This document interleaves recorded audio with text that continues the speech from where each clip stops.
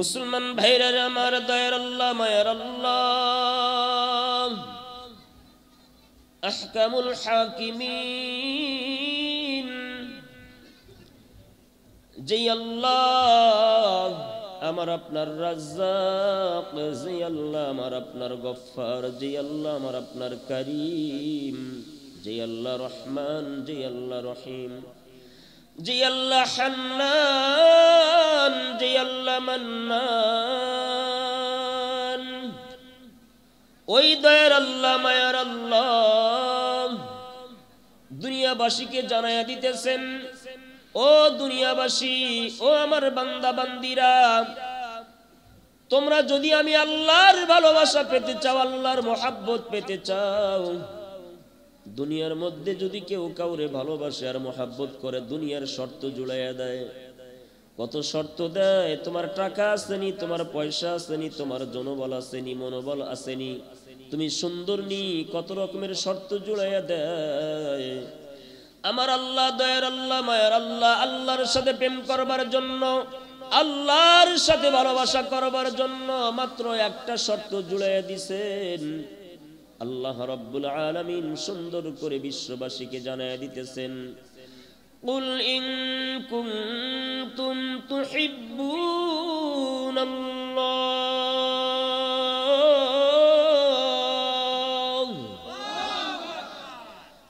ও দয়ার নবী, মায়ের নবী, আপনি বলে দেন, আপনি বলে দেন, ইন কুনতুম তুহিব্বুনাল্লাহ,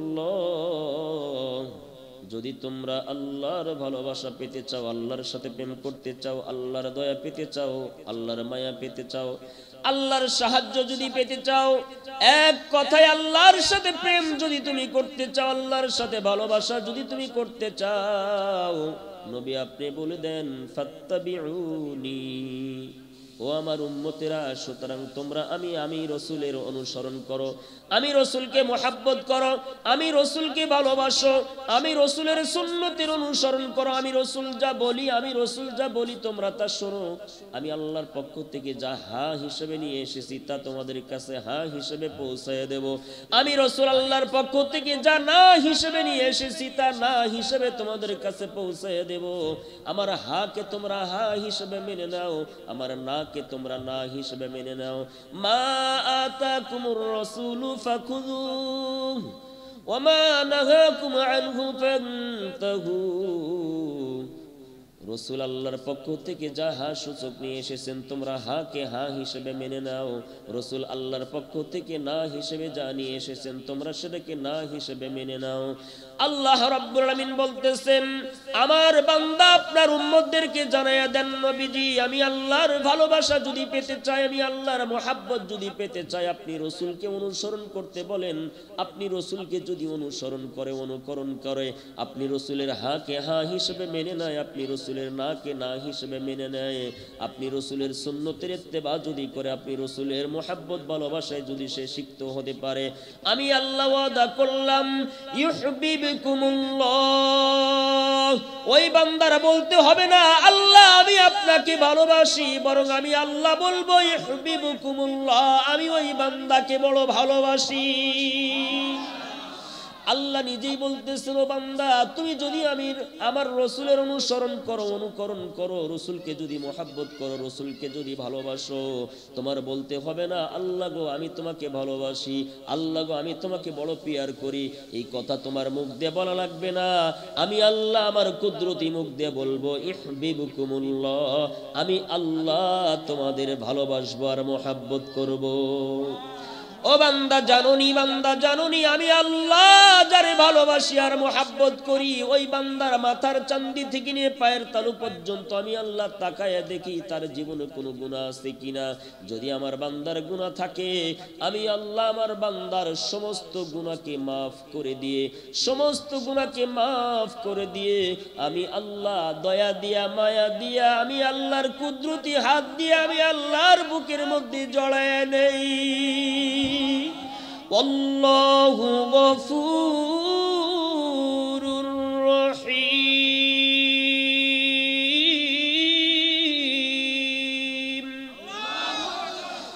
মুসলমান ভাইরা আমার, কথাগুলো দিল দিয়ে বুঝবেন, দিলের কান দিয়ে শুনবেন। আজ আমার অনেক বড় একটা মহৎ একটা উদ্দেশ্য আছে, আলোচ্য বিষয়ের দিকে যাব। আল্লাহ রাব্বুল আলামিন বললেন, ও দুনিয়াবাসী, আমার রাসূলকে মহব্বত করো আর ভালোবাসো। আমার রাসূলকে যদি মহব্বত করতে পারো আর ভালোবাসতে পারো, তাহলে আমি আল্লাহ ওয়াদা করলাম, আমি সর্বপ্রথম তোমার সাথে প্রেম করবার জন্য, আমি আল্লাহ তোমার সাথে ভালোবাসা করবার জন্য আমি আল্লাহ নিজে প্রস্তাব দেব। মুসলমান ভাইরা আমার, আল্লাহ রাব্বুল আলামিন তো এখানে এই কথা বললেন। রাসূল কারীম সাল্লাল্লাহু আলাইহি ওয়াসাল্লাম হাদিস শরীফের মধ্যে বলেছেন, লা ইউমিনু আহাদুকুম হাত্তা আকুনা আহাব্বা ইলাইহি মিন ওয়ালিদিহি ওয়া ওয়ালাদিহি ওয়ান নাসি আজমাইন। তোমাদের মধ্যে কেউ পরিপূর্ণ ঈমানদার হতে পারবে না, মোকাম্মেল ঈমানদার হতে পারবে না, যে পর্যন্ত ওই ব্যক্তি নিজের জীবনের চাইতে, সন্তান সন্ততির চাইতে, মা বাবার চাইতে, সারা পৃথিবীর সকল মানুষের চাইতে আমি রাসূলকে বেশি মহব্বত না করবে, আমি রাসূলকে বেশি ভালো না বাসবে, সে পর্যন্ত কোনো মানুষ, কোনো ব্যক্তি, আমার কোনো উম্মতে পরিপূর্ণ ঈমানদার হতে পারবে না। এটা কার কথা? রাসূলের কথা। এই কথাটা রাসূলের কথা। সাহাবায়ে কেরাম কেমন ভালোবেসেছেন রাসূলকে, এই মুহূর্তে আমি কিন্তু আমার মূল আলোচনার মধ্যে চলে যাব। সময় যেহেতু বেশি না, আলোচনা ইতি টানতে হবে, সংক্ষিপ্ত করতে হবে। মুসলমান ভাইরা আমার, খেয়াল করেন, সাহাবায়ে কেরাম রাসূল পাক সাল্লাল্লাহু আলাইহি ওয়াসাল্লামকে কেমন ভালোবেসেছেন, কেমন মহব্বত করেছেন। নিজের জানের মায়া করে নাই, সন্তানের মায়া করে নাই, মা বাবার মায়া করে নাই, সব কিছুর চাইতে আল্লাহর রাসূল সাল্লাল্লাহু আলাইহি ওয়াসাল্লামকে বেশি ভালোবেসেছেন, বেশি মহব্বত করেছেন। একটু জিকির করেন, লা ইলাহা ইল্লাল্লাহ, লা ইলাহা ইল্লাল্লাহ, লা ইলাহা ইল্লাল্লাহ।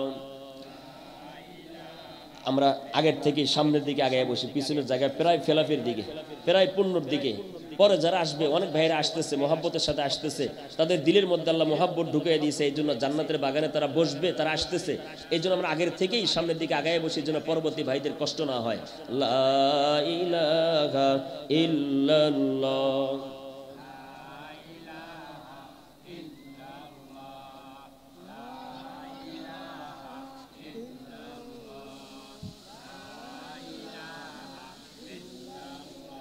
লা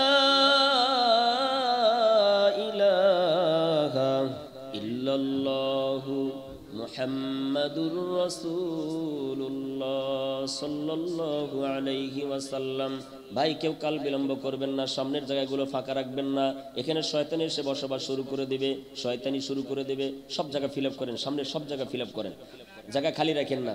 যদি চান যে জান্নাতের মধ্যে নগদ এই মুহূর্তে আপনি যতখানি সামনে আসবেন ততখানি জায়গা আপনার জন্য জান্নাতে বরাদ্দ হবে। আমার জবানের কথা না, রাসূলের জবানের কথা। আপনি চাইলেই এই মুহূর্তে নগদ জান্নাতের মধ্যে জায়গা ক্রয় করবেন। সামনে যেটুক জায়গা আপনার খালি আছে, সামনের জায়গা ফিল আপ করেন। আলহামদুলিল্লাহ।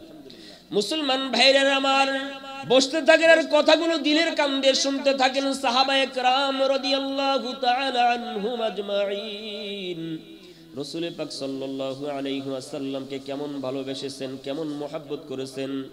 তারা নিজের জীবনের মায়া করে নাই, সন্তানের জীবনের মায়া করে নাই। এক যুদ্ধের ঘটনা, রাসূল পাক সাল্লাল্লাহু আলাইহি ওয়াসাল্লাম যুদ্ধের ময়দানে যাবেন। সাহাবায়ে কেরামকে ঘোষণা করছেন, তোমাদের যেই যেই তরবারি আছে, যার যেই পরিমাণ সামর্থ্য আছে, যুদ্ধ সামগ্রী নিয়ে যুদ্ধের ময়দানে শরীক হও, তোমরা সবাই চলে আসো। আল্লাহর এক বান্দি, তার স্বামী যুদ্ধের ময়দানে গিয়ে শহীদ হয়ে গেছে, তার ছোট্ট একটা বাচ্চা। তিনি মনে মনে ভাবতেছেন, আমি শহীদের স্ত্রী, কিন্তু আমি তো এখন পর্যন্ত শহীদের মা হতে পারলাম না। মনে বড় আফসোস, আমি যদি শহীদের মা হতে পারতাম, আমার জীবনটা ধন্য হইতো, আমার জীবনটা ধন্য হয়ে যাইতো। এই চিন্তা করে মা কোলের শিশু বাচ্চা, দুধের বাচ্চাকে নিয়ে রাসূল পাক সাল্লাল্লাহু আলাইহি ওয়াসাল্লামের দরবারে গিয়ে বলতেছেন, ইয়া রাসূলুল্লাহ, আপনি যুদ্ধের ময়দানে যাবেন, আমার স্বামী যুদ্ধের ময়দানে আগেই শহীদ হয়ে গেছেন, আমার বড় কোনো সন্তান নাই, এই দুধের ছোট্ট বাচ্চা, শিশু বাচ্চা, দুধের বাচ্চাকে আপনার কাছে দিলাম, যুদ্ধের ময়দানে এই বাচ্চাকে নিয়ে যাবেন। রাসূল বললেন, ও মা, তুমি কি মস্কারি করতে আসছো? এই দুধের বাচ্চা দিয়ে আমি কি করব?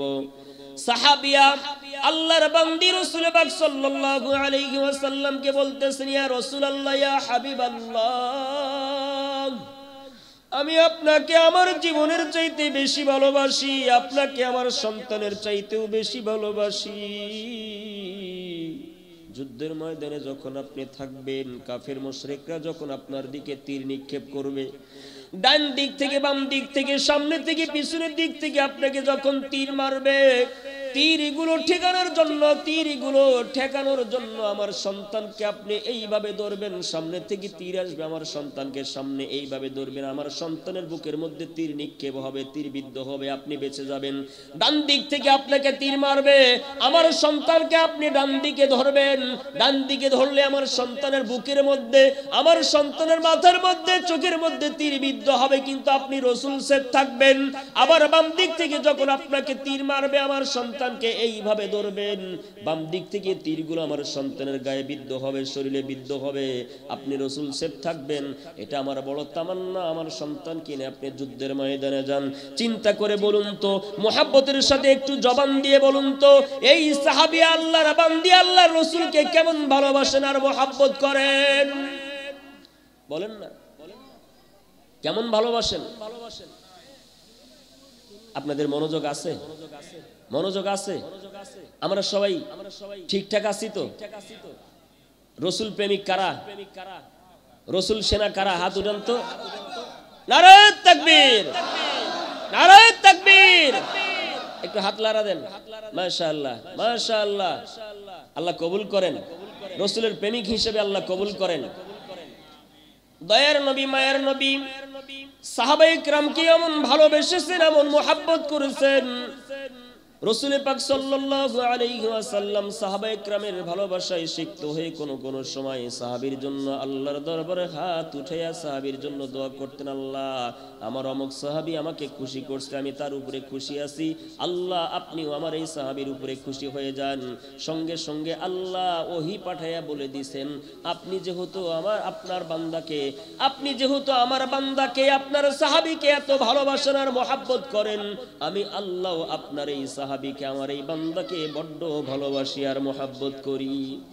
মুসলমান ভাইরা আমার, দয়ার নবী, মায়ের নবী, আহকামুল হাকিমিন, বিশ্ব নেতা জনাবে মুহাম্মাদুর রাসূলুল্লাহ সাল্লাল্লাহু আলাইহি ওয়াসাল্লাম 23 বছরের নবুয়তি জিন্দেগি মক্কাতুল মুকাররমা মদিনাতুল মুনাওয়ারায় কাটালেন।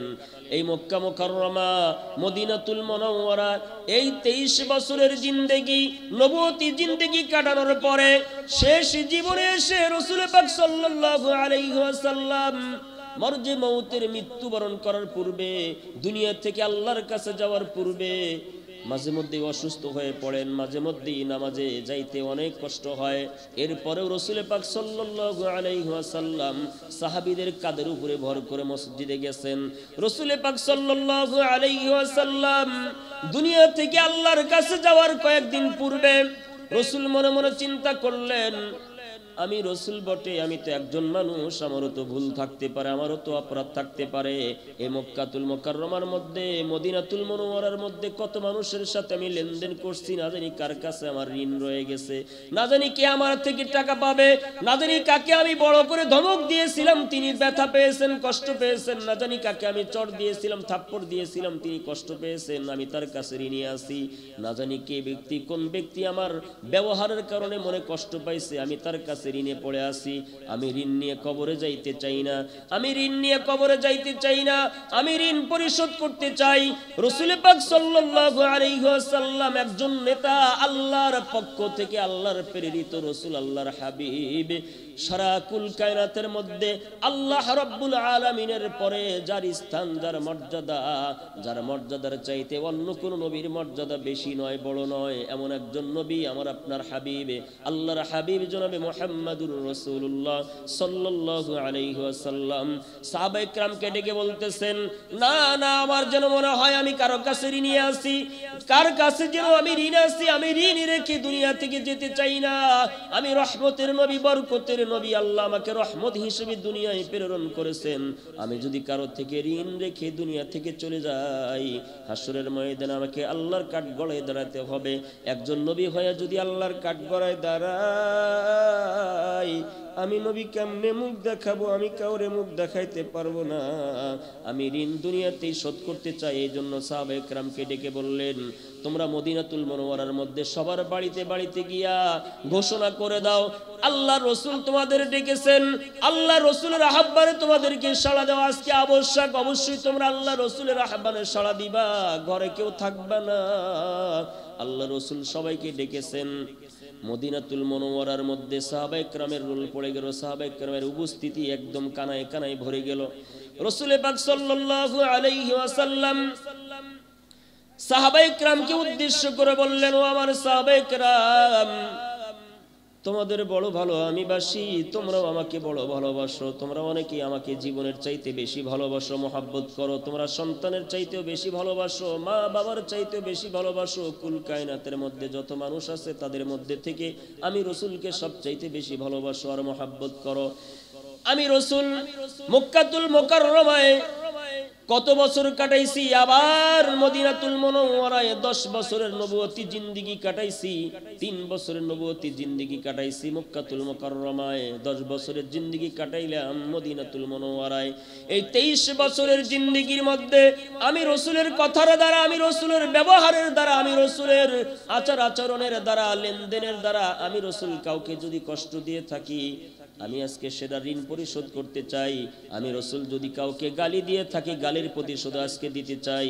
কারো কাছে যদি টাকা পয়সা ঋণ থেকে থাকি, তাও আজকে পরিশোধ করতে চাই। কাউরে যদি চড় থাপ্পড় দিয়ে থাকি, অন্যায়ভাবে যদি কারো উপরে চড় থাপ্পড় দিয়ে থাকি, এটারও বিচার আজকে করবো, এটাও আজকে প্রতিশোধ দিয়ে দেব। আমি রসুল ঋণ রাখবো না। বলো তোমরা আমার কাছে কে কি পাইবা, কে কি পাইবা? এইভাবে রাসূল পাক সাল্লাল্লাহু আলাইহি ওয়াসাল্লাম সাহাবায়ে কেরামকে উদ্দেশ্য করে বলা শুরু করলেন, ইয়া রাসূলুল্লাহ, ইয়া হাবিবাল্লাহ। সাহাবায়ে কেরাম উদ্দেশ্য করে রাসূলকে বলতেছেন, ইয়া রাসূলুল্লাহ, ইয়া হাবিবাল্লাহ। আপনি রাসূলের কাছে, আপনি রাসূল আবার কার কাছে ঋণ আছেন? আপনি কার কাছে ঋণ আছেন আমাদের তো জানা নাই। সাহাবায়ে কেরাম কেউ মুখ খুলতেছে না, সবাই চুপচাপ বসে আছে। রাসূল পাক সাল্লাল্লাহু আলাইহি ওয়াসাল্লাম অত্যন্ত গুরুত্ব নিয়ে, ভারাক্রান্ত হৃদয় নিয়ে অত্যন্ত গুরুত্ব দিয়ে কথাগুলো 3 বার বললেন। কে আসো আমার কাছে টাকা পাইবা? কে আসো আমার কাছে চড় থাপ্পড় দিছিলাম, অন্যায়ভাবে তার প্রতিশোধ গ্রহণ করবা? কে আসো, কে আসো আমার কাছে টাকা পয়সা পাইবা? কারে আমি গালি দিছিলাম সেই প্রতিশোধ আজকে নিয়ে নিবা? এইভাবে বারবার বলার কারণে এক সাহাবী মনে মনে ভাবতেছেন, রাসূল যেহেতু বারবার বলতেছেন, এখন যদি আমি না দাঁড়াই, হয়তোবা কাল কঠিন মুসিবতের ময়দানে আল্লাহ না করেন, আল্লাহ না করেন, আল্লাহ না করেন, আমার এই কারণে যদি রাসূল কাঠগড়ায়, আল্লাহর কাঠগড়ায় দাঁড়ায়া যায়, আমি সাহাবীও ঠিক থাকতে পারবো না, আমি সাহাবী রাসূলের অপমান সইতে পারবো না। এই জন্য সাহাবী দাঁড়ায়া গেলেন, দাঁড়ায়া বললেন, ইয়া রাসূলুল্লাহ, আমার কাছে আপনি ঋণী আছেন, আমার কাছে আপনি কি আছেন? ঋণী আছেন। রাসূল বললেন, কিভাবে? সাহাবী বললেন, সাহাবীর নাম হযরতে আকসা বিন মুহসিন রাদিয়াল্লাহু তাআলা আনহু। সাহাবীর নাম কি? হযরতে আকসা বিন মুহসিন রাদিয়াল্লাহু তাআলা আনহু। রাসূলকে বললেন, ইয়া রাসূলুল্লাহ, আপনি রাসূল, আমি সাহাবীর কাছে ঋণ আছেন। রাসূল বললেন, কি ধরনের ঋণ? সাহাবী বললেন, ইয়া রাসূলুল্লাহ সাল্লাল্লাহু আলাইহি ওয়াসাল্লাম, যুদ্ধের ময়দানে আপনি গিয়েছিলেন, যুদ্ধের ময়দানে আপনি গিয়েছিলেন, আমিও যুদ্ধের ময়দানে গিয়েছিলাম। যুদ্ধের ময়দানে তরবারির ঝনঝনানি আমরা সবাই বাজাইতেছি, কাফের মুশরিকদেরকে উদ্দেশ্য করে টার্গেট করতেছি, কিন্তু আপনি রাসূল, আমি সাহাবীকে দেখার পরেও আপনি রাসূল আপনার তরবারি দিয়া আমার পিঠে আঘাত করেছিলেন, আমি কোনো অন্যায় তো করি নাই, আমি তো কাফের ছিলাম না, আমি তো মুশরিক ছিলাম না, আমি তো আপনার দলের লোক, আমি তো আপনার সাহাবী, আমাকে আপনি কেন মারলেন, আমাকে আপনি কেন মারলেন? এটা আমার কাছে ঋণ আছেন। আজকে সাহাবী আমি, আজকে আমি আপনার সাহাবী, আজকে এই প্রতিশোধ নেওয়ার পরে আপনাকে মাফ করে দেব, প্রতিশোধ না নেওয়া পর্যন্ত মাফ করব না। রাসূল পাক সাল্লাল্লাহু আলাইহি ওয়াসাল্লাম বললেন, কোন তরবারি আমার যুদ্ধের ময়দানে ছিল? রাসূল পাক সাল্লাল্লাহু আলাইহি ওয়াসাল্লাম বললেন, কোন তরবারি আমি যুদ্ধ করেছি? সাহাবী বললেন, ইয়া রাসূলুল্লাহ, যেই তরবারি আপনি আলী রাদিয়াল্লাহু তাআলা আনহুকে হাদিয়া দিয়েছেন, ওই তরবারি দিয়ে আপনি আমাকে আঘাত করেছিলেন। রাসূল পাক সাল্লাল্লাহু আলাইহি ওয়াসাল্লাম হযরত আলী রাদিয়াল্লাহু তাআলা আনহুকে বললেন, আলী যাও যাও, তোমার ঘর থেকে আমার সেই তরবারিটা নিয়ে আসো। আলী রাদিয়াল্লাহু তাআলা আনহু চোখটা বড় বড় করে সাহাবী আকসা বিন মুহসিন রাদিয়াল্লাহু তাআলা আনহুর দিকে তাকাইয়া বারবার চিন্তা করতেছেন তরবারি আনতে যাবেন কি যাবেন না। এর মধ্যে রাসূল টের পাইছেন সাহাবী আলী রাদিয়াল্লাহু তাআলা আনহু ওই সাহাবীর উপর রাগ দেখাইছে। রাসূল ধমক দিয়ে বললেন, আলী খবরদার খবরদার, রাগ দেখাবে না, রাগ দেখাবে না, আমি রাসূল তোমাকে নির্দেশ করছি, আমার তরবারি তোমার ঘরে রয়েছে, যাও যাও, আমার তরবারি তোমার ঘর থেকে তুমি তাড়াতাড়ি নিয়ে আসো। রাসূলের নির্দেশ পাইয়া সাহাবী আলী রাদিয়াল্লাহু তাআলা আনহু ঘরে চলে গেলেন তরবারি আনার জন্য। ঘরে গিয়া ফাতেমা রাদিয়াল্লাহু তাআলা আনহাকে বলতেছেন, ও নবীর কন্যা, আমার প্রাণপ্রিয় স্ত্রী ফাতিমা, নবীজির তরবারিটা তাড়াতাড়ি হাতে দাও। ফাতেমা বললেন, তরবারি দিয়ে কি করবেন? বলে, রাসূল একজন সাহাবীকে যুদ্ধের ময়দানে আঘাত করেছিলেন, তার কোনো অপরাধ ছিল না, আজকে ওই সাহাবী এই তরবারি দিয়ে রাসূলকে আঘাত করবে। ফাতেমা রাদিয়াল্লাহু তাআলা আনহা বললেন, এমন নিষ্ঠুর সাহাবীকে, এমন নিষ্ঠুর সাহাবীকে, রাহমাতাল লিল আলামিন নবীকে তরবারির আঘাত করবে, এমন নিষ্ঠুর সাহাবী তো কখনো দেখি নাই, তার নাম শুনি নাই। ফাতেমা রাদিয়াল্লাহু তাআলা আনহা আলী রাদিয়াল্লাহু তাআলা আনহুর দুইটা হাত জোড় করে ধরে বললেন, প্রাণের স্বামী আমার, ওই সাহাবীর দুইটা হাত জোর করে আপনি আবদার জানাবেন, নবীজির কন্যা, নবীজির কন্যা ফাতিমা আপনাকে অনুরোধ করেছে, আপনি নবীজিকে আঘাত করবেন না, আপনি মাফ করে দিবেন, আমার পক্ষ থেকে দাওয়াতটা পৌঁছায়া দিবেন, অনুরোধটা পৌঁছায়া দিবেন। আলী রাদিয়াল্লাহু তাআলা আনহু তরবারি লইয়া রাসূলের দিকে যাইতেছেন, মদিনাতুল মুনাওয়ারায় ওই বৈঠকের মধ্যে যাইতেছেন। এই দিক থেকে ফাতিমা রাদিয়াল্লাহু তাআলা আনহা হাসান আর হুসাইন রাদিয়াল্লাহু তাআলা আনহুমা দুইজনকে ডাক দিয়ে বলতেছেন, ও আমার সন্তানেরা, তোরা একটু কাছে আয়, তোরা একটু কাছে আয়, আমার অনুরোধটা শোন।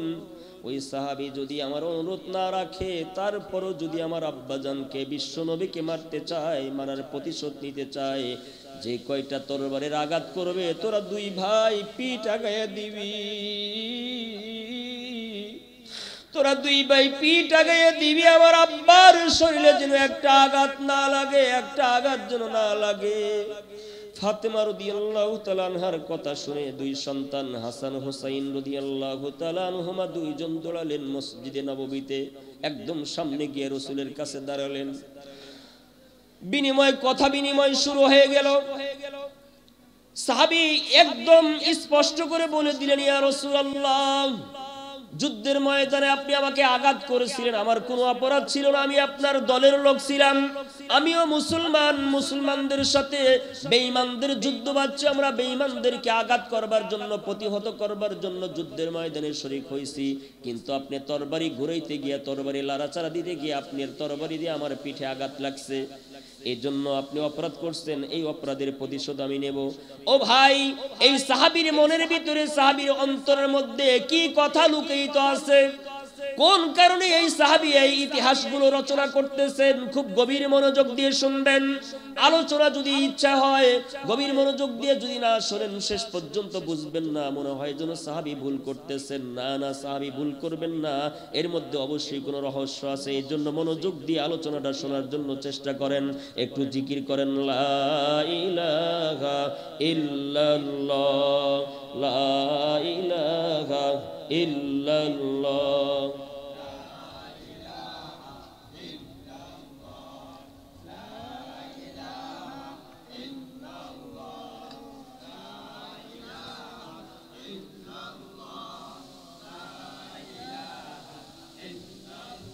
লা ইলাহা ইল্লাল্লাহু মুহাম্মাদুর রাসূলুল্লাহ সাল্লাল্লাহু আলাইহি ওয়াসাল্লাম। এবার রাসূল পাক সাল্লাল্লাহু আলাইহি ওয়াসাল্লাম বললেন, ও আকসা বিন মুহসিন রাদিয়াল্লাহু তাআলা আনহু, ও ভাই তুমি আমার বন্ধু, আমি তোমার উপরে অত্যাচার করেছি, জুলুম করেছি, তুমি আজকে প্রতিশোধ নাও। এই যে তরবারি তোমার হাতে দিলাম। রাসূল নিজ হাতে তার তরবারিটা নিয়ে সাহাবী আকসা বিন মুহসিন রাদিয়াল্লাহু তাআলা আনহুর হাতে দিয়ে বললেন, নাও তুমি প্রতিশোধ নাও। এবার সাহাবায়ে কেরাম কিং কর্তব্য বিমূঢ়, সবাই ওই সাহাবীর দিকে চায় কিভাবে এই সাহাবী এই তরবারি দিয়ে রাসূলকে আঘাত করবেন। ও ভাই, কতগুলো বড় হৃদয় বিদারক কথা। আমরা রাসূলকে কেমন ভালোবাসি, কেমন মোহাব্বত করি। রাসূলকে ভালোবাসেন কারা কারা? হাত উঠান। কেমন ভালোবাসেন? আল্লাহু আকবার। ইয়া আল্লাহ, আমাদের কলবের মধ্যে তোমার ভালোবাসা এবং রাসূলের ভালোবাসা দিয়ে ভরপুর করে দাও, বলেন আমিন। হাত নামান। সাহাবায়ে কেরাম কিং কর্তব্য বিমূঢ় হয়ে সবাই সবার দিকে চাইতেছে। এক পর্যায়ে সাহাবী তরবারিটা দেখতেছেন আর লড়াছড়া করতেছেন। একবার তরবারির দিকে চায়, আবার রাসূলের দিকে চায়। তার মানে তিনি এমন মনোভাব নিতেছেন যে সত্যি সত্যি তিনি প্রতিশোধ গ্রহণ করবেন। রাসূল যেভাবে তাকে মারছে তিনিও সেইভাবে রাসূলকে মারবেন। তার পজিশন দেখে, তার সিম্পটম দেখে হযরত আবু বকর রাদিয়াল্লাহু তাআলা আনহু তার হাতটা জোড় করে ধরলেন, ধরে বললেন, ভাই তুমি তো জানো ইসলামের মধ্যে পুরুষদের মধ্যে সর্বপ্রথম ইসলাম গ্রহণ আমি আবু বকর করেছি। আমি আমার জীবনের সমুদায় সম্পদগুলো রাসূলের কদম মোবারকে রেখে দিয়েছি। আমার কলিজার টুকরা সন্তান, আমার মেয়ে হযরতে আয়েশা সিদ্দিকা রাদিয়াল্লাহু তাআলা আনহা, তাকেও রাসূলের কদমে দিয়েছি, রাসূলের জীবন সঙ্গী হিসেবে দিয়েছি। আমি কিন্তু রাসূলের শ্বশুর, আমি কিন্তু রাসূলের শ্বশুর। আর শ্বশুরের সম্মান বাবার সম্মানের মতো, শ্বশুরের সম্মান বাবার সম্মানের মতো। আজ আমি রাসূল পাক সাল্লাল্লাহু আলাইহি ওয়াসাল্লামের বড় সাহাবী হয়ে, রাসূলের শ্বশুর হয়ে তোমার হাতটা ধরে অনুরোধ করতেছি, তুমি রাসূলকে maaf করে দাও, তুমি আঘাত করিও না। তুমি রাসূলকে maaf করে দাও, রাসূলকে তুমি আঘাত করিও না। আবু বকরের মাথায় হাত দিয়ে শান্ত ভাষায় বললেন, ভাই আবু বকর, আপনার সম্মান অনেক বেশি। আপনার অনুরোধ দুনিয়ার বুকে কে আছে যে ফালায়া দেবে? আপনার অনুরোধ সবাই রাখবে, কিন্তু আজকে আপনার অনুরোধটা আমি আকসা বিন মুহসিন রাখতে পারবো না। কারণ আজকে আমার রাসূলের সাথে একটা লেনদেন হবে, রাসূলের সাথে একটা লেনদেন হবে। এই লেনদেনের মধ্যে আমি অন্য কাউকে শরীক করতে চাই না, অন্য কারো অনুরোধকে আমি গ্রাহ্য করতে চাই না। আপনার অনুরোধ আজকে রাখতে পারবো না, আপনি সাইড হয়ে চলে যান। আজকে আমার সাথে রাসূলের সাথে মোলাকাত হবে, রাসূলের সাথে আমার সাথে লেনদেন হবে, অন্য কারোর সাথে নয়। এই কথা বলার পরে আবু বকরের অনুরোধকে তিনি গ্রাহ্য করলেন না, দূরে সরাইয়া দিলেন।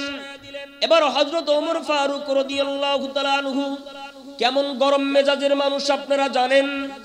চোখ বড় বড় করে তার সামনে গিয়ে বলতেছেন, ভাই আমার সম্পর্কে তোমার জানা আছে, আমিও কিন্তু রাসূলের শ্বশুর, আমিও কিন্তু রাসূলের শ্বশুর। আমার মনের তামান্না অনুযায়ী, আমার মনের ইচ্ছা অনুযায়ী আল্লাহ রাব্বুল আলামিন 22টা মতান্তরে, 23টা মতান্তরে, 25টা মতান্তরে, 27টা আয়াতে কারিমা আল্লাহ আমার মনের ইচ্ছা অনুযায়ী নাজিল করছেন। আল্লাহর সাথে আমার সাথে কেমন সম্পর্ক তাও তোমার জানা আছে।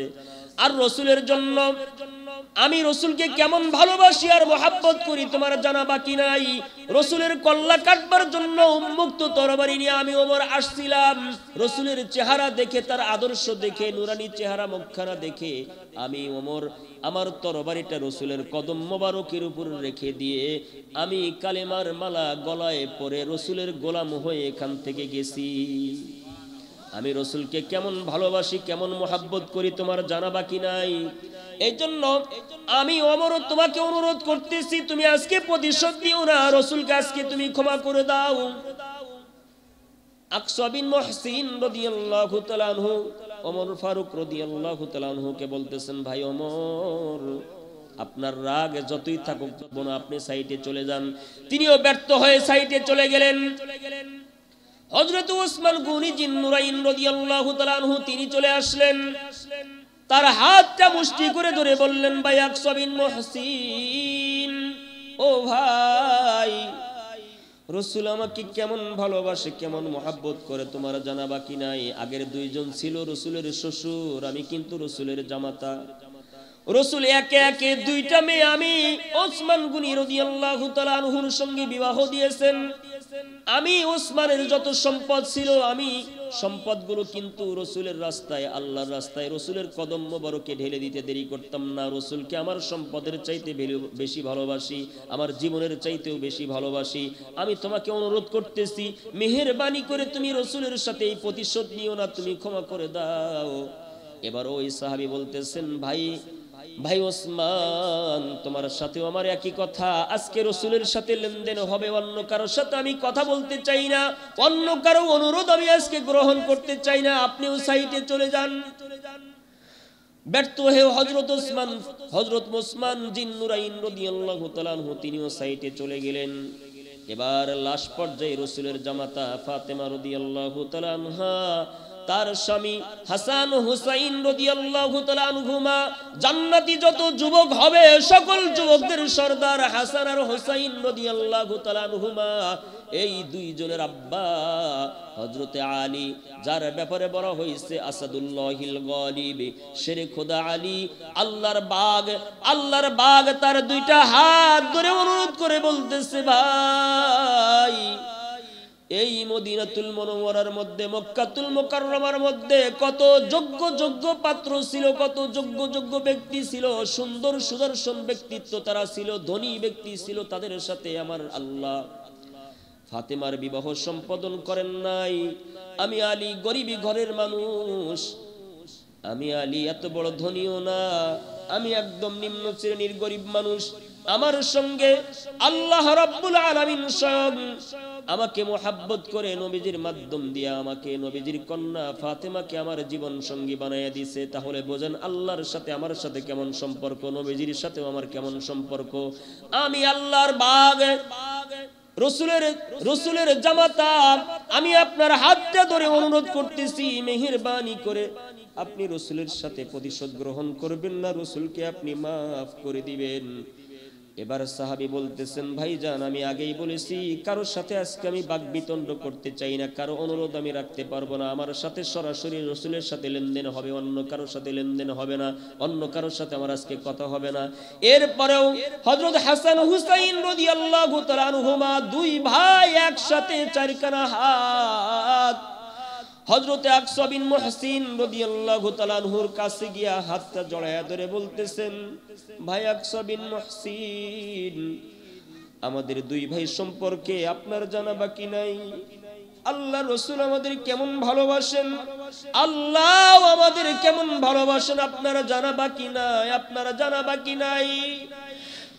কথা লম্বা করতে চাই না। হাসান হুসাইন রাদিয়াল্লাহু তাআলা আনহুমাকে শুধু রাসূল ভালোবাসেন তা নয়, আসমানের ফেরেশতারাও তাদেরকে ভালোবাসে, স্বয়ং আল্লাহ রাব্বুল আলামিন তাদেরকে ভালোবাসেন আর মোহাব্বত করেন। এমন ভালোবাসার পাত্রদ্বয় দুই সাহাবী হযরতে হাসান আর হুসাইন রাদিয়াল্লাহু তাআলা আনহুমা, যাদের দুইজনের ব্যাপারে বলছেন রাসূল, তারা দুইজন আমার কলিজা, তারা দুইজন আমার কলিজা। সুবহানাল্লাহ বলেন। হাসান আর হুসাইন রাদিয়াল্লাহু তাআলা আনহুমা, তাদের ব্যাপারে রাসূল বলছেন, এই দুইজন আমি রাসূলের কলিজা, আমি রাসূলের কলিজাকে যারা আঘাত দেবে, আমি রাসূলকে যেন তারা আঘাত দিল। ও ভাই, আমরা আপনাকে অনুরোধ করতেছি, মেহেরবানি করে আপনি প্রতিশোধ গ্রহণ করবেন না, আপনি মেহেরবানি করে মাফ করে দেন। বললেন, ভাই হাসান হুসাইন, আপনাদের অনুরোধ রাখতে পারলাম না, মেহেরবানি করে আপনারা ও সাইডে চলে যান। এক পর্যায়ে সবাই যখন ব্যর্থ হলেন, অন্যান্য সাহাবায়ে কেরাম তারা মনে মনে ভাবতেছেন, ঘনিষ্ঠ যারা, নিকটবর্তী যারা, তারা অনুরোধ করলো, তাদের অনুরোধ কেউ রাখলো না, তাদের অনুরোধকে এই সাহাবী রাখলো না। আমরা তো একটু দূরবর্তী, আমরা অনুরোধ করলে তো রাখবেই না, এই জন্য তারাও আর সামনে যাওয়ার চিন্তা করলেন না। একবার এইভাবে এইভাবে ঘটনা চলতে থাকলো। এক পর্যায়ে সাহাবী আকসা বিন মুহসিন রাদিয়াল্লাহু তাআলা আনহু রাসূল পাক সাল্লাল্লাহু আলাইহি ওয়াসাল্লামকে উদ্দেশ্য করে বললেন, ইয়া রাসূলুল্লাহ, ইয়া হাবিবাল্লাহ, যুদ্ধের ময়দানে যখন তরবারি চালাইতেছিলাম, আমি চালাইতেছিলাম, আপনিও চালাইতেছিলেন, ওই সময় আমি আকসা বিন মুহসিনের খালি গাও ছিল, আমার শরীরে কোনো কাপড় ছিল না। যুদ্ধ করতে করতে আমার শরীর থেকে কাপড়টা, আমার জামাটা পড়ে গিয়েছিল। খালি জায়গায়, খালি কাপড়ে, খালি শরীর নিয়ে আমি যুদ্ধের ময়দানে ছিলাম। আমার খালি পিঠে আপনার তরবারি দিয়ে আঘাত করছেন, আজকেও আপনার জামাটা খুলতে হবে। আপনার জামার উপর আমি আঘাত করতে পারবো না, আপনার জামাটা খুলতে হবে। জামা খোলার পরে আমি আপনার শরীরের উপরে আঘাত করব, এই জন্য আপনি জামাটা খোলেন। ও ভাই, একটু চিন্তা করে দেখুন তো, সাহাবী, সকল সাহাবী রাসূল পাক সাল্লাল্লাহু আলাইহি ওয়াসাল্লামকে দিল থেকে মহব্বত করেছেন, ভালোবেসেছেন, নিজের জীবনের চাইতেও বেশি ভালোবেসেছেন আর মহব্বত করেছেন। আমরা রাসূলকে ভালোবাসি কি বাসি না? আমাদেরও ভালোবাসা দরকার, মহব্বত করা দরকার। যাকে আমি ভালোবাসি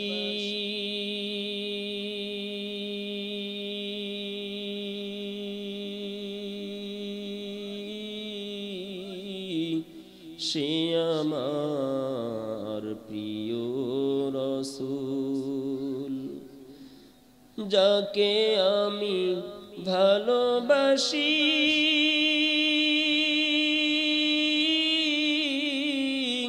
সে আমার প্রিয় রাসূল। মনের মাঝে ফুটে আছে, মনের মাঝে ফুটে আছে মালাগাতা ফুল। যাকে আমি ভালোবাসি সে আমার প্রিয় রাসূল। এবার আমি এক কলি গাবো, আপনারা পরের কলি গাইবেন। যাকে আমি ভালোবাসি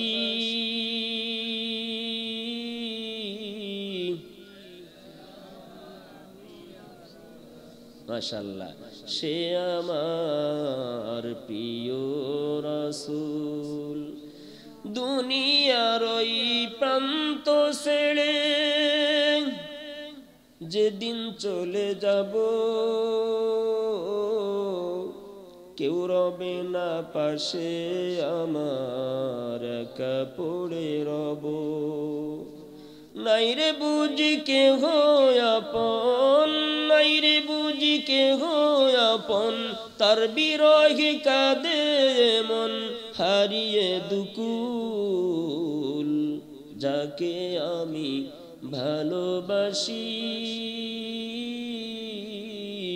সে আমার প্রিয় রাসূল। যাকে আমি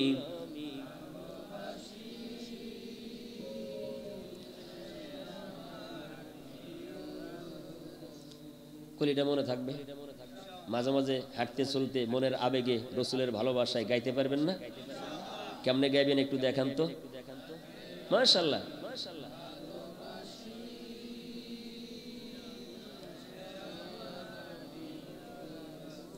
হ্যাঁ। যাকে আমি ভালোবাসি সে আমার প্রিয় রাসূল। মনের মাঝে ফুটে আছে, মনের মাঝে ফুটে আছে মালাগাতা ফুল। যাকে আমি ভালোবাসি সে আমার। মুসলমান ভাইরা আমার কথা বলতেছিলাম, সাহাবী বললেন, ও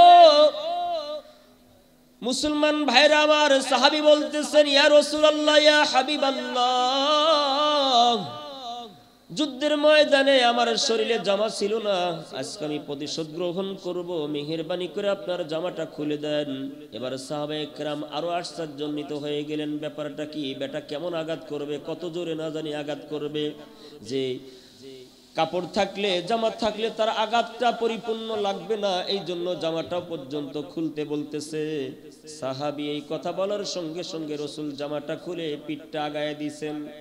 যখনই জামাটা খুলে পিঠটা রাসূল আগায় দিছেন, সাহাবী আর দেরি করেন নাই, আর দেরি করেন নাই, তরবারিটা ধবস করে ফেলে দিয়ে লাফ দিয়ে গিয়ে রাসূলের কদম, রাসূলের গর্দান মোবারকে মোহরে নবুয়ত, এই মোহরে নবুয়তকে চুম্বন করেছে। বলেন সুবহানাল্লাহ। ও মুসলমান ভাই, যখনই মোহরে নবুয়তকে চুম্বন করেছে, সকল সাহাবায়ে কেরামের অন্তরের মধ্যে, চোখের মধ্যে, মুখের মধ্যে, সারা শরীরের মধ্যে আনন্দের জোয়ার বয়ে যাইতেছে। এই সাহাবীর এই নাটকটা, এই অবস্থাটা কেমন করে করলো? এই সাহাবীর মনের আবেগটা সে কিভাবে করলো? আবু বকরকে ফেরত দিল এই জন্য, ওমরকে ফেরত দিল এই জন্য, হযরতে ওসমান গনি জিন্নুরাইন রাদিয়াল্লাহু তাআলা আনহু তাকেও এই জন্য ফেরত দিল, হযরতে আলীকেও এই জন্য ফেরত দিল, হযরতে হাসান ও হুসাইন রাদিয়াল্লাহু তাআলা আনহুমা দুইজনকে এই জন্য ফেরত দিল। ফেরত দেওয়ার কারণে তিনি বুঝতে পারলেন তার উদ্দেশ্য এটাই ছিল, তার উদ্দেশ্য এটাই ছিল। এই পর্যায়ে যখনই এই সাহাবী রাসূল পাক সাল্লাল্লাহু আলাইহি ওয়াসাল্লামের মোহর নবুয়তকে চুম্বন করছেন, রাসূল ঘুরে উঠে তাকে জড়ায়া ধরছেন, তাকে জড়ায়া ধরে বলতেছেন, ও আকসা বিন মুহসিন রাদিয়াল্লাহু তাআলা আনহু, তুমি আজকে যা করলে, তুমি আজকে যা করলে, তোমার জন্য জাহান্নামের আগুন আল্লাহ রাব্বুল আলামিন চিরতরে হারাম করে দিয়েছেন, তোমার জন্য জাহান্নামের আগুন চিরতরে হারাম করে দিয়েছেন। সাহাবায়ে কেরামকে উদ্দেশ্য করে আল্লাহ রাসূল বললেন, ও সাহাবায়ে কেরাম, জান্নাতি পুরুষ যদি তুমি দেখতে চাও, জান্নাতি পুরুষ যদি তুমি দেখতে চাও, এই সাহাবী আকসা বিন মুহসিন রাদিয়াল্লাহু তাআলা আনহুর দিকে তাকায় দেখো, আমার এই সাহাবী জান্নাতি, আমার এই সাহাবী জান্নাতি, আমার এই সাহাবী জান্নাতি। সুবহানাল্লাহ। ও মুসলমান ভাইরা আমার, সকল সাহাবায়ে কেরাম রাসূলকে ভালোবেসেছেন আর মুহাব্বত করেছেন। একটু জিকির করি, লা ইলাহা ইল্লাল্লাহ। জিকিরের সাথে কয় মিনিট আছে?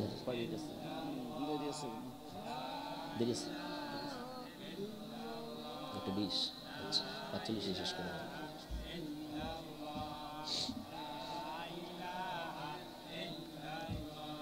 লা ইলাহা ইল্লাল্লাহু মুহাম্মাদুর রাসূলুল্লাহ সাল্লাল্লাহু আলাইহি ওয়াসাল্লাম। বলেন্ডের ভাইরা যারা পিছনে আছেন, পিছনে কি আর জায়গা আছে? আপনারা পেলে দেওয়ার ব্যবস্থা করেন, হ্যাঁ, বিছানাপত্র পেলে দেওয়ার ব্যবস্থা করেন। আলহামদুলিল্লাহ বলেন। মাহফিলটা এখন অনেক সুন্দর পরিবেশ লাগতেছে না? দেখেন কানায় কানায় ভর্তি, ওই শেষ পর্যন্ত যতদূর পর্যন্ত সীমানা করছে এরা ফিল আপ হয়ে গেছে। নারায়ে তাকবীর। আল্লাহ আমাদের কবুল করেন, আজকের মাহফিলকে কবুল করেন, মাহফিলের যারা আয়োজক সবাইকে কবুল করেন। এই মাহফিলকে যারা অর্থ দিয়ে, বিবেক দিয়ে, বুদ্ধি দিয়ে, শ্রম দিয়ে সর্ব অবস্থায় সাহায্য করছে, আল্লাহ তাদের দুনিয়া আখিরাতে সাহায্য করেন। আমিন। মন থেকে বলেন। এবার আমি আলোচনা একদমই টানছি। এখন এখান থেকে কিছু নতিজা, এখান থেকে কিছু শিক্ষা গ্রহণ আমাদের দরকার আছে না নাই?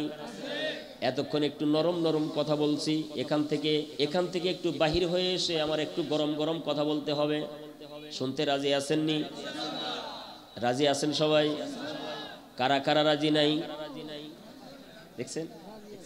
হ্যাঁ, সজাগ। কারা কারা রাজি নাই?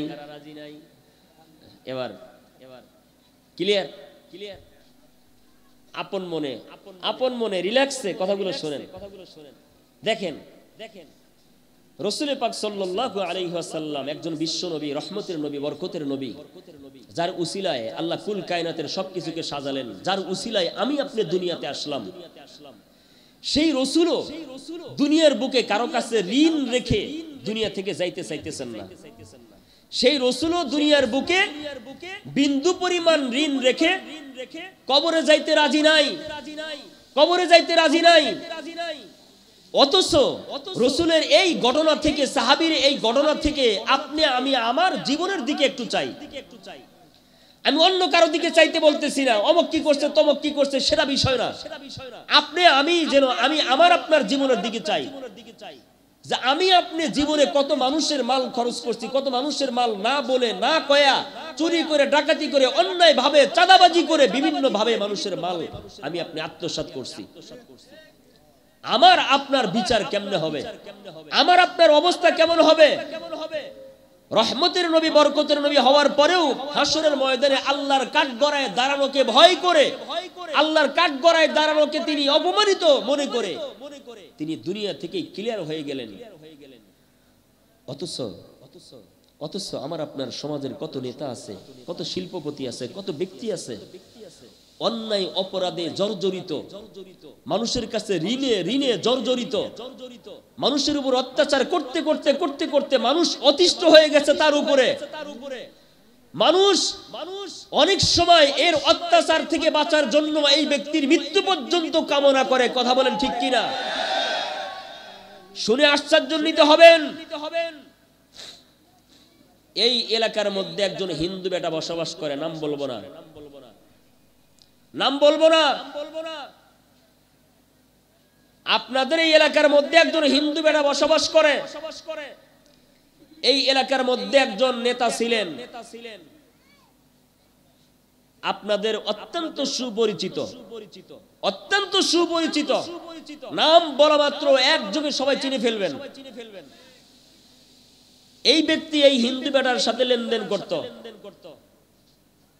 এই ব্যক্তি হিন্দু বেটার সাথে কি করত? লেনদেন করত। কিন্তু লেনদেন করতে করতে করতে করতে এই হিন্দু বেটা যেই পরিমাণ মাল এই নেতাকে দেয়, এই বেটা, এই নেতা বেটা এই হিন্দু বেটাকে যেই পরিমাণ পারিশ্রমিক দেয়, তাতে উনি আমাকে বলতেছেন, হুজুর প্রত্যেক মাসে আমার 15 থেকে 20,000 টাকা লস হয়। কি? প্রত্যেক মাসে 15 থেকে 20,000 টাকা লস হয়। কিন্তু আমি নিরুপায়, আমি মাজলুম, আমি কোনো প্রতিশোধ গ্রহণ করতে পারি না, আমি জোর গলায় কোনো কথাও বলতে পারি না, তার কাছে কোনো আবদারও করতে পারি না। যদি অনুনয় বিনয় করে কোনো কিছু বলি যে নেতা আমি তো কষ্টে আছি, আমারে কিছু বাড়াইয়া দেন না, তিনি আমাকে বলতে থাকে, এবার আর কত দেব, আর কত দেব, কত লাগে তোর, তোর কত লাগে, এরকম ধমক দিয়ে তাকে থামায় রাখে। আফসোস করে ওই হিন্দু বেটা বলতেছে, হুজুর ও যদি মৃত্যুবরণ করত, ওর লাশটা দেখে এসে আমি 5,000 টাকা, 5,000 টাকা আমি আল্লাহর রাস্তায় দান করতাম। কে বলতেছে? হিন্দু বেটা। কোন বেটা? হিন্দু বেটা। জালেমদেরকে, জালেমদের অত্যাচার থেকে বাঁচার জন্য, জুলুম থেকে বাঁচার জন্য তিনি এই মান্নত করতেছেন। জালেমের কথা প্রসঙ্গে আমি বলতেছিলাম যে জুমার নামাজ আমি 2টা কথা বলছি, ওই কথা প্রসঙ্গে কোন জায়গায় কি করি সেটা আসছে। তো দেখেন, আমি বলছি আমার কথা না, শাহ আতাউল্লাহ বুখারী রাহমাতুল্লাহ আলাইহি তিনি বলছেন দুইটা জিনিস কখনো একত্রিত হয় না। দুইটা জিনিস কখনো কি হয় না? একত্রিত হয় না। এক নাম্বার, যেই ব্যক্তি দান করে, ভালো করে বুঝবেন, সবাই অন্তর দিয়ে কথাগুলো বুঝবেন। যেই ব্যক্তি দান করে, কি করে? দান করে। এই যে আজকে মাহফিলের আয়োজন করছে, দিনী কথাবার্তাগুলো শুনতেছি, প্যান্ডেলগুলো সাজাইছে, এটার আয়োজন করতে বক্তাদের মেহমানদারি, তারপরে বিভিন্ন জনকল্যাণমূলক মেহমানদারির জন্য খরচাবাদী আছে না নাই? এই খরচাবাদীতে যারা অংশগ্রহণ করছে, যারা দান করছে, সবাই সফলতা অর্জন করছে, তারাও এই সফলতার মধ্যে ঢুকে গেছে। কি সফলতা? যে ব্যক্তি দান করবে, দানকারী ব্যক্তি জিন্দেগিতে কোনোদিন গরিব হবে না। সে আল্লাহর রাস্তায় দান করবে আর সে গরিব হবে, এটা হতে পারে না। এটা কি? হতে পারে না। দানবীর ব্যক্তি কখনো গরিব হয় না। এমনকি তিনি বলেন তার ভবিষ্যৎ প্রজন্ম, তার সন্তান, তার নাতিপুতি, তার অদূর ভবিষ্যতের আরো দূর পর্যন্ত তারাও কি হবে না? ফকির হবে না। তারাও মানুষের কাছে টাকার জন্য হাত পাতবে না। তার দানের কারণে তার অদূর ভবিষ্যতের সন্তানাদিগুলো, তার বংশীয় সন্তানাদিগুলো ধনীতে ধনাঢ্য হবে। তারা গরিব থাকবে না। তারা কি থাকবে না? গরিব থাকবে না। তাহলে দান যারা করে তারা কখনো কি হয় না? গরিব হয় না। এই জন্যই তো সাহাবায়ে কেরাম মন খুলে প্রাণ খুলে দান করছেন। কারণ 1 টাকা দান করলে 10 টাকা তারা দুনিয়ার বুকে নগদ পাইছেন। 1 টাকা দান করলে বিনিময়ে দুনিয়ার বুকে 10 টাকা নগদে তারা পাইছেন। এই বিশ্বাস তাদের অন্তরের মধ্যে ছিল। আর আখিরাতে যেটা আল্লাহ দিবেন ওটা তো বেগয়রি হিসাব। তাদের মনের তামান্না অনুযায়ী আল্লাহ তাআলা তাদের যাজায়ে খয়র দান করবেন আখিরাতে। কিন্তু নগদে 1 টাকার বিনিময়ে 10 টাকা তারা বিশ্বাস করছেন, নগদে তারা পাইছেন। নগদে তারা কি পাইছেন? এই জন্য তারা মন খুলে দান করতেন। তারা দান করতে কখনো কার্পণ্য করেন নাই। কোন সাহাবী দান করতে কখনো কার্পণ্য করেন নাই। আমরা আমাদের জীবনে দান করার ইচ্ছা, দান করার স্বাধীনতা, দান করার এই গুণটা আমরা অর্জন করতে পারবো ইনশাআল্লাহ। নিয়ত আছে ইনশাআল্লাহ। আমি কিছু চাইবো না, আবার মনে করেন না হুজুর কিছু চাইবো, কিন্তু দান করার প্রবণতা, দান করার ইচ্ছা, স্বাধীনতা আমার আপনার মনের মধ্যে যেন আল্লাহর রাস্তায় খরচ করার ইস্পিহা, আনন্দ, উদ্দীপনা আল্লাহ তাআলা আমাকে আপনাকে তৈরি করেন। কারণ আমি আপনি যদি দান করি, আমি আপনি গরিব হব না, আমার আপনার সন্তান গরিব হবে না, আমার আপনার নাতিপুতি গরিব হবে না, আমার আপনার অদূর ভবিষ্যতের সন্তানাদিগুলো তারাও গরিব হবে না। তাহলে আমার দান করাতে আমার নিজের লাভ, আমার সন্তানাদির লাভ, নাতিপুতির লাভ, আরো অদূর ভবিষ্যতের আমার বংশীয়দের লাভ। তাহলে আমি দান করব না কেন? আমি দান করব না কেন? অবশ্যই দান করার ইচ্ছা, দান করার এবিলিটি, দান করার তৌফিক যেন আল্লাহ তাআলা আমাদের দান করেন, বলেন আমিন। দুইটা জিনিস একত্রিত হয় না, একটা বললাম, আর একটা কি জানেন? এই কথাটা খুব খেয়াল করে শুনবেন। এটা সবাই যারা নেতাগিরি করেন, যারা দল করেন, যে দলই করেন না কেন, যে দলই করেন না কেন, সবাই কান ফেলে আমার মাইকের আওয়াজ যতদূর পর্যন্ত যাইতেছে, যারা রাজনীতি করেন, সকল রাজনীতিবিদদের জন্য এই কথা, সকল রাজনীতিবিদদের জন্য এই কথা। শাহ আতাউল্লাহ বুখারী রাহমাতুল্লাহ আলাইহি বলেন, কোন স্বৈরাচার, কোন জালেম জুলুম করছে, জুলুম করার পরে সে দুনিয়ার বুকে বুক ফুলিয়ে টিকে থাকছে, এটা হতে পারে না, এটা কখনো হবে না, এটা কখনো হবে না, এটা কখনো কি হবে না। যারা মানুষের উপর জুলুম করে, যারা মানুষের উপর অত্যাচার করে, যারা মানুষদের উপরে নিপীড়ন করে, যারা মানুষকে অসহায় সম্বলহীন মানুষ, তাদের নিম্নমানের মানুষ, নিম্ন শ্রেণীর মানুষ, তাদের অধীনস্থদের যারা কি করে কষ্ট দেয়, কষ্ট যারা দেয়, এরা কখনো ক্ষমতায় দীর্ঘস্থায়ী ভাবে টিকে থাকতে পারে না। এদের অধঃপতন দুনিয়ার বুকেই হয়, সারা বিশ্ববাসী চায়া চায়া দেখতে থাকে। এমন কি ভালো করে বোঝেন, এই জালেমদের শাস্তি আল্লাহ রাব্বুল আলামিন দুনিয়াতে তো দেবেনই। চার পদের ব্যক্তিকে, চার পদের অন্যায়ের, চার প্রকার অন্যায়ের শাস্তি আল্লাহ দুনিয়াতে দেখায় দেয়। চার পদের অন্যায়ের শাস্তি আল্লাহ তাআলা দুনিয়ার বুকে তাদেরকে কি দেখায় দেয়। সারা বিশ্ববাসী এই অন্যায়ের প্রতিবাদ, অন্যায়ের কারুকার্যগুলো দেখতে থাকে, অন্যায়ের অপরাধগুলো দেখতে থাকে, যে তুমি এই অন্যায়ের কারণে তোমার উপরে এই শাস্তি আল্লাহ বাড়াইছে, আল্লাহর পক্ষ থেকে এই শাস্তি আসছে। তার মধ্যে সবচাইতে দুনিয়ার বুকে এই শাস্তিগুলো আল্লাহ রাব্বুল আলামিন যে দিবেন, আর কবরে নেওয়ার পরে ভিআইপি শাস্তি, আল্লাহর ভিআইপি মেহমান ফেরেশতা দিয়া আল্লাহ গোছায় রাখছেন, অগুন্তি পেটন। এমন এমন ফেরেশতা আছে যে তারা চোখে দেখে না, তারা কি কানা, হাম্বল একটা দিস্তেজে একটা নেবে, বাড়ি যে শুরু করবে মুখস্থ বাড়ি, কি বাড়ি, মুখস্থ বাড়ি, মাথায় লাগবে না, কানে লাগবে না, ঠ্যাঙ্গে লাগবে না, বুকে লাগবে, এরা দেখে পেটন দেবে না। এরা কি দেখে পিটানি দেবে না, না দেখে পিটানি শুরু করব, চিল্লাচিল্লি শুরু করব, ও বাগো, ও বাগো, ও আল্লাহ গো, চিল্লানি শুরু করব। আল্লাহ তখন বলবে, এখন আল্লাহ বলে লাভ নাই, দুনিয়ার বুকে আল্লাহ বলস নাই, কবরে এসে আল্লাহ বলে লাভ নাই। তো কথা বলতেছিলাম, যারা জালেম, যারা মানুষের উপরে জুলুম করে, এখান থেকে আরেকটা ছোট্ট কথা সবার কানে পৌঁছায় দেই। কোন সময় যদি কোনো ব্যক্তির উপরে জুলুম করে, কোনো ব্যক্তি, কোনো নেতা বা কোনো শিল্পপতি, কোনো ক্ষমতাধর ব্যক্তি কোনো ব্যক্তির উপরে যদি জুলুম করে, সে যদি কোনো জায়গায় বিচার না পায়, ভালো করে বুঝবেন, সে যদি দুনিয়ার বুকে কোনো জায়গায় কি না পায়, বিচার না পায়, এবং বিচার দিলেও সেই বিচার যে কোনো ভাবে ডাইন বাম দিয়া ঘোষ খায়া যায়, এটা কি খায়া যায়, একদম ক্লিয়ার হয়ে যায়। বিচারকের কাছে যাইতে যাইতে বিচার ক্লিয়ার, বিচারকের কাছে যাইতে যাইতে বিচার কি ক্লিয়ার। বাদীকে বলে, বাড়িতে যাও, ঘুমাও গা, বিচার হয়ে গেছে, তোমার আশা লাগবে না। কি বিচার করলেন, বা কি বিচার করছি মানে, তুমি যাও পরে শুনবা বিচার আমি কি করছি। সে মনে করে, তাহলে মনে হয় তাকে শাটালিং দিছে, মারধর দিছে, বা বকাবকি করছে, বা জরিমানা কোনো কিছু নিছে, তিনি চলে যান। পরে শোনেন যে কিচ্ছুই হয় নাই, কি হয় নাই, কিছুই হয় নাই। এই ব্যক্তি যখন দুনিয়ার বুকে কারো কাছে বিচার না পায়, তখন তিনি অন্তরে অন্তরে আল্লাহর কাছে যদি বলেন, আল্লাহ গো, দুনিয়ার এমন কোন ব্যক্তি নাই তার কাছে বিচার দিয়ে আমি বিচারটা পাবো, আল্লাহ নিরুপায় হয়ে তোমার কাছে বিচার দিলাম।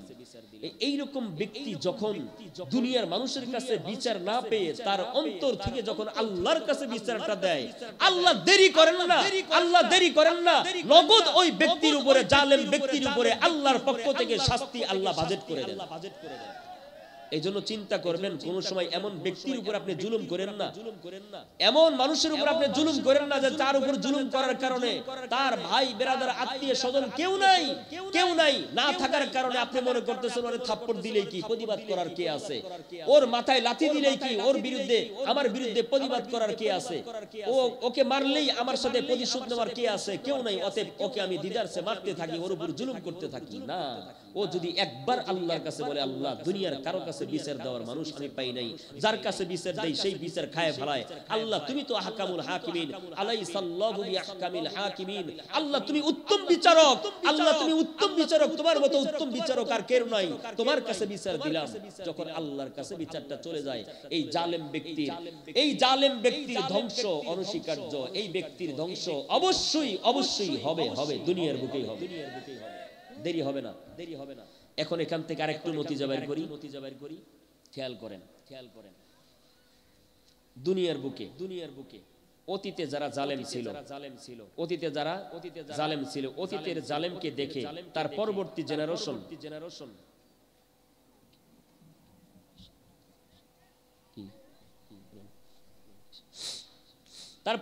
জেনারেশন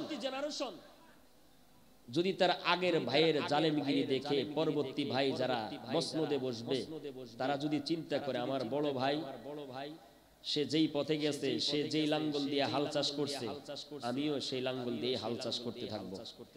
কথাগুলো ভালো করে বুঝবেন। আপনার খারাপ লাগতেছে? আগে যা দেওয়ার দিছি, এখন কিছু সার দিতেছি, সারগুলো নেওয়া দরকার আছে না? শেষ করে দেব না, সময় বেশি নেই, অল্প আর কয়েক মিনিট আছে। এসে পড়বে প্রধান মেহমান, এসে পড়বেন কিছুক্ষণের মধ্যেই। তো কি কথা বলতেছিলাম? ওই আগের ভাই যে জালেমগিরি করে গেছে, যে অন্যায় অবিচার করে গেছে, অত্যাচার মানুষের উপরে করে গেছে, পরের ভাই যখন চেয়ারে বসে সে যদি চিন্তা করে আমার বড় ভাই যে লাঙ্গল দিয়ে চাষ করছে আমিও সেই লাঙ্গল দিয়ে চাষ করতে চাই, তাহলে ওই বড় ভাইকে জনগণ যেভাবে গণদোলাই দিয়া জনগণ এবং জনসচেতন ব্যক্তিরা যেইভাবে তাড়াইছে, এই ছোট ভাইকেও ওই লাঙ্গল দিয়া চাষ করার কারণে আরো কঠিন হামাগুড়ি দিয়া, কঠিন হাতুড়ি দিয়া এদেরকেও বিদায় করবে কি করবে না? বলেন আগের জালেমকে দেখে যদি পরের জালেম শিক্ষা গ্রহণ না করে, তাহলে পরবর্তী জালেমের জন্য আল্লাহ রাব্বুল আলামিন আরো কঠিন শাস্তির ব্যবস্থা করবে। এই জন্য যে যখনই চেয়ারে বসবেন আপনি মনে মনে ভাববেন না আমি এখন চেয়ারে, আমি এখন গিয়ারে, এই কথা কোন নেতা যেন ভাবেন না। আপনি যখন বলবেন আমি এখন চেয়ারে, আমি এখন গিয়ারে, এই কথা বলতে দেরি হবে, আপনার পিছন থেকে চেয়ারটা টান দিয়ে সরে আনিতে দেরি হবে না। আল্লাহ রাব্বুল আলামিন আমার আপনার জন্য তার চিরসুখের নিকটতম জায়গা জান্নাতুল ফেরদাউস, জান্নাত আল্লাহ রাব্বুল আলামিন আমার আপনার জন্য বরাদ্দ করেছেন। ওই জান্নাতের মেহমানদারি আল্লাহ রাব্বুল আলামিন তার কুদরতি হাত দিয়ে আমাকে আপনাকে করাবেন। ও মুসলমান ভাই, সামনে রমজানুল মুবারক মাস আসতেছে। আজকের রাত্রি কিন্তু শাবানের রাত্রি চলতেছে, আজকের রাত্রি কিন্তু শাবান মাসের প্রথম রজনী চলতেছে। এই শাবান মাসের পরে রমজানুল মুবারক মাস। এই রমজানুল মুবারক মাস আমরা যখন পেয়ে যাব, রমজানুল মুবারক মাসে রোজা রাখার জন্য, আল্লাহর সান্নিধ্য অর্জন করবার জন্য আমরা সবাই চেষ্টা করব, পারবো কি পারবো না? রমজানুল মুবারক মাসে যথাসাধ্য নিজের জীবনের একটা রুটিন করে নেব যে আমি রমজান মাসটা এই অনুযায়ী আল্লাহর গোলামি করতে চাই। আল্লাহ রাব্বুল আলামিন আমাকে আপনাকে তৌফিক দান করেন। আর আল্লাহর কাছে সব সময় দোয়া করবেন, আল্লাহ দুনিয়ার বুকে কত গুনাহ করছি শেষ নাই। আমি যতই গুনাহ করি না কেন তোমার দয়া, তোমার রহমতের চাইতে বেশি করতে পারি নাই। আমার গুনাহগুলো তোমার রহমত দ্বারা, তোমার দয়া মায়া দ্বারা ঢেকে নাও। আমার গুনাহগুলো তোমার রহমতের উসিলায়, তোমার ক্ষমার উসিলায় মাফ করে দাও। আয় আল্লাহ, হাসরের ময়দানে পাপিষ্ঠ বলে ডাক দিও না। আয় আল্লাহ, তুমি ছাড়া তো আমার কোনো মাবুদ নাই, তুমি ছাড়া আমার কোনো ইলাহ নাই, তুমি আমার একমাত্র আল্লাহ। মৌতের সময় তুমি আমার আল্লাহ, কবরেও তুমি আমার আল্লাহ, হাসরেও তুমি আমার আল্লাহ, পুলসিরাতেও তুমি আমার আল্লাহ, জান্নাতেও তুমি আমার আল্লাহ। আল্লাহ দুনিয়াতে পাঠাইছো তোমার গোলামির জন্য, দুনিয়াতেও যেন আমি তোমাকে আল্লাহ হিসেবে, রব হিসেবে মেনে তোমার গোলামি করতে পারি, তৌফিক দাও। আল্লাহ মৌতের সময় যখন আমাদের কালিমা, মৌতের সময় যখন এসে যাবে আল্লাহ আমাদের ঈমানি মৌত দান করিও, বলেন আমিন। আয় আল্লাহ বেঈমানি মৌত দিও না, আল্লাহ বেইজ্জতের মৌত দিও না। ঈমানের সাথে হাসতে হাসতে কালিমার টিকিট দিয়ে কবরে নিও।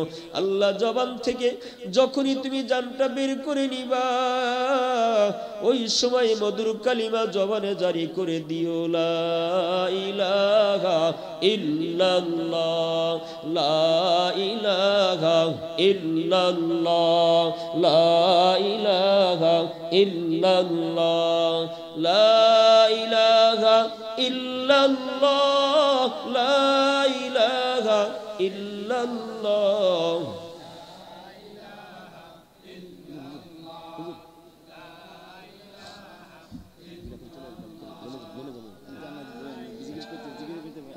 আচ্ছা ঠিক আছে।